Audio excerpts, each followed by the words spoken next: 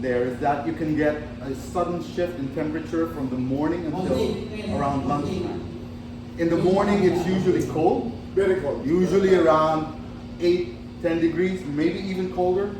But towards the end of or during mid of the day, it can go to as high as 30. So that can be a challenge. And another is that source of water hole is a problem for Victoria, I think. Because the distance between water holes can be quite, it's not like in the Philippines you get a lot of water holes, but in Victoria I think that can be a challenge. So especially for pigeons with less ability to, or less tougher birds, I think will probably find it a little harder. And those type or body types that requires, or because of the structure of the wing and the way they fly, and those that are more prone to lactic acid buildup will probably have a harder time for Victoria. But for Pattaya, for example, where you have constant tailwind, and that simply explains why the birds there can fly that fast at 530 kilometers. They got 1,800 meters per minute. That's quite fast. And I do know for a fact that Pattaya invests a lot in their nutrition, so it allows for higher maintenance type of birds to thrive in Pattaya. So if you send in birds in Pattaya that are a bit on the endurance side, where their structure actually only allows them a certain speed, even in the most ideal scenarios, I think the speed birds, or those that tends to be faster on the wing, will definitely have an advantage. Do you notice that pigeons, before the final race, Right. they get lost, or they come really late the next day? They get in better condition, so when the final race comes by, they seem to do better.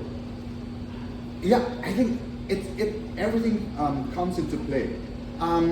If you're referring to pigeons that actually takes a bit more time to come into peak. No, not come into peak. They get more exercise. Yep. Because they're slow, Uh-huh. or they weren't in shape.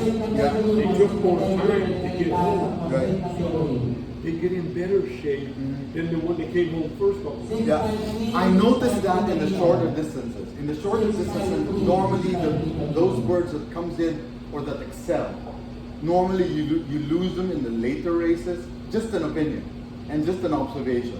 I think it also plays a role where faster birds may be better fit on their Easy days. Yeah, on easy days, on most ideal pigeon weather conditions.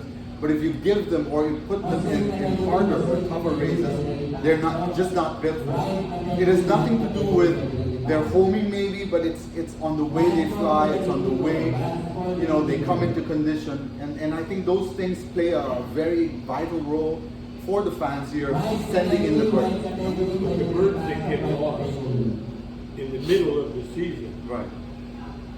they have to use their own brain to get home. Right. Where the ones that come in the first flock all the time in the shorter races, Yeah. they don't have to use their brain, they just Yeah, follow they the just flow. follow. Yeah. So when the final race comes by, they need their brain. Right. So sometimes the ones that got lost gain knowledge Yeah. from being lost. Yeah. Yeah. I agree with you on that. So You I know- don't like one-lock racing. Really? It's got nothing to do with me. Yeah. To me, pigeon flying is half pigeon and half me. That's true. And one-lock racing takes my skill away.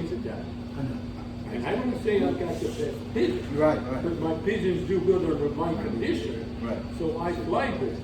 But if I put them in one-lock races, I don't do nothing. I agree with you, except that for me, the reason why I send in my birds to international one-off races is that, as you said, it's a very,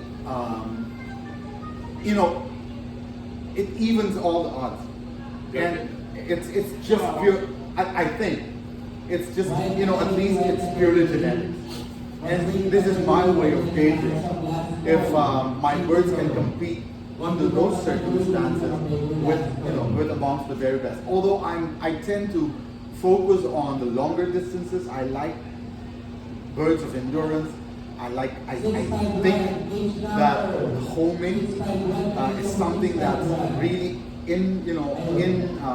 deeply embedded in their genetics. And so I really focus on that. I select heavy on that.